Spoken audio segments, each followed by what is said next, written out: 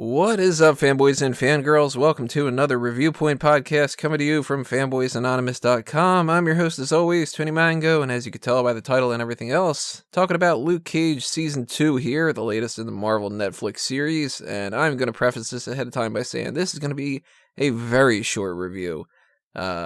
Normally here I go through the hits and the misses, that's why it's called the Reviewpoint. And I don't have much to say about this season. I thought, I'm just going to skip right to it. I thought this was horrible. So, spoiler-free version coming up first. Yeah, we're just going to get right into it. We're less than a minute in, and I'm already going to just bury the lead. This season dragged its ass like no other. I felt like they had maybe 5 episodes worth of material for the 13 of them. Almost no subplots were interesting enough to keep my attention. Barely any characters were interesting all that much to me. And it's really just almost all misses. So I could literally run down almost the entirety of the show and just say, that's a miss, that's a miss, that's a miss. But hey, let's try to talk about some of the positives a little bit. Shades is still cool. I guess this is just kind of more under the spoiler territory. I'm glad they didn't kill that one off at the very least. Really was a fan of the way that he did like the business and stuff on that side of things, but that's exactly the same as what Shades was the first time around, so no surprises there. I do like Luke Cage's characterization. They didn't screw that up at the very least, and I'm interested in where they go from here with the new ending and him being like a crime boss and stuff, but I don't want to see a whole season of that dragging itself out too. Bushmaster was okay in certain regards. I found it really funny every time that Bushmaster was said because, I mean, the name's kind of ridiculous, and on top of that, they said it so many times, and it really killed me with, like, the music in particular. One of the big misses that I have for this was the music was so damn repetitive, and God, it took the focal point of almost everything. This was a show where if you don't like music being played for like 5 straight minutes telling you exactly what you're supposed to think is going on with all of the characters in slow motion while they're all just pondering about stuff, then you're not going to enjoy this season because it was almost all that. And then shots of Mariah or anybody else who's necessarily in the paradise just standing over the railing, looking down at everybody below, over and over and over again. And it felt like it was repeated ad nauseum by episode 4, yet we still had nearly 10 episodes left to go. A running theme, big miss for me, is every time I thought that this season felt like it was supposed to end, it just kept going.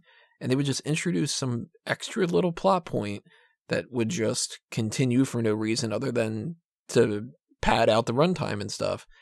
For instance, Cockroach. Pointless. So Luke Cage beats the crap out of Cockroach and he feels kind of bad and then he doesn't. And then maybe he does a little bit later, maybe he doesn't. Oh well, it doesn't really get picked up on. Misty Knight tries to figure out what's going on with her arm and then she pretty much just does. Alright, well then you just needed a sidetrack of that for a little bit. Riddenauer, he just gets replaced. So why even bother killing off Riddenauer? Why kill off Comanche? To show that Shades was gay in prison? Okay, well, do we need to devote 2 whole episodes worth of material just to that? Like, he's still Shades. It doesn't change the character or anything like that. What's the deal with Bobby? Bobby goes and leaves in like episode 4 because he's going to give his daughter a kidney and we just never hear from him again. That's just dropped. All right. Nobody cares about that. Claire leaves because they have nothing for Claire to do. That was just lame. This whole Tilda character, they really, really spent a lot of time building her up as like, well, I hope she doesn't go down in the road that Mariah went down, but she's inevitably going to go down that road, so let's just skip past all the bullshit and hit the fast forward button and get to the point where she's a crime boss, because she is clearly going to be, and we wait, and then she is, and it's like, I know, I fucking saw this coming from a mile away. It really just was not a strong season. And when you've got a bad enough couple of episodes, it really got to a point where I was looking forward to seeing Iron Fist. And that goes to show you just how fucking boring this was. Which is a shame, because I really liked season 1 of Luke Cage for the first half of it. The second half of it, not so much, but it was still better than this one. The whole season, was as bad as that second half of the other season. I didn't care about the half-hearted relationship between Luke and his father. That just seemed like they didn't really know where they wanted to go from there for the most part, and in any scenario where they didn't necessarily want to go somewhere pretty quickly, they just stalled. Or maybe they didn't even have anywhere that they wanted to go to begin with. So they just kind of talked in circles and had the same conversation over and over and over again. We had maybe like 5 conversations between Bushmaster and his uncle about how, hey, you should stop like trying to fuck over the Stokes. And then he was just kind of like, no. Over and over and over again. I was like, I get the point. He's going to fuck over the Stokes. The end. Just do it already. Just fucking kill everybody. It was a really frustrating season. And I don't recommend it at all. I'm struggling to figure out some hits to talk about. I liked Colleen and Misty teaming up in the one little bit of the one episode. There was a couple jokes here and there that landed pretty funnily.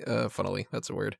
But like not much at all. It was like maybe in each episode there was like 1 or 2 little highlights, and they weren't even all that strong. So this is just a pain in the ass. It's also annoying to start at 3 a.m. and watch for 13 hours and try to binge and get it on YouTube as quick as possible. So, you know what? Maybe in the future, not necessarily going to do that for Netflix. I mean, I don't think it's maybe worth it, because we've been not getting the strongest string of things. Punisher was kind of good. Defenders was awful. Iron Fist was garbage. I didn't like Jessica Jones Season 2 all that much in a lot of ways.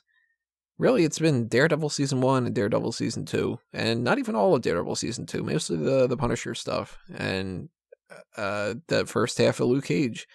So this, unfortunately, I don't know if I'd put it down as my worst out of all these. But it's the hardest to get through, that's for sure. It's just talking. And it's not even talking about stuff that's necessarily interesting, because once they've had the conversation one time, you don't want to watch it another 6 times, because the conversations go on forever and ever and ever. And as I mentioned before, they just talk in circles. So I'm not going to talk in circles anymore. I'm going to cut this short. It's already longer than I kind of expected that I would be talking about it. I have virtually no hits to talk about, other than like, hey, it's funny what happened to Morty and other shit like that. If you want to check out some of the thoughts that I had going on throughout this, I went and I did the running episode commentary, but a lot of it was just, oh my god, why isn't this over yet? So check that out if you want to.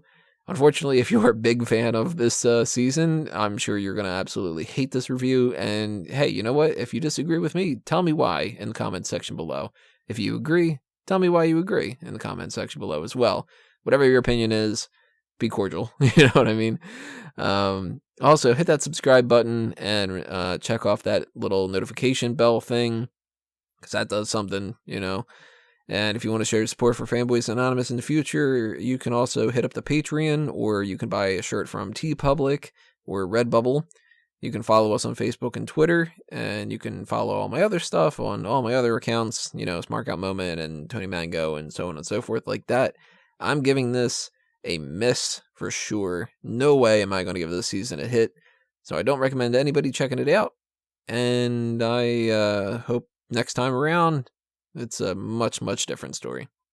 But thanks for listening to this, everybody. Thanks for putting up with about 10 minutes worth of a review after I went through about 13 hours worth of boredom. I will see you whenever the next thing is. I don't know 100% for sure. It's probably going to be Ant-Man and the Wasp. And that actually looks like a lot of fun. So, yay, something positive. Go back and check out, Incredibles. That was a positive one. Tag was a positive one. Jurassic World, whatever the case may be, it's going to be on the YouTube channel here and on iTunes and Stitcher and all the other kind of stuff like that. So, adios for now, everybody. It's time for me to geek out. See you next time.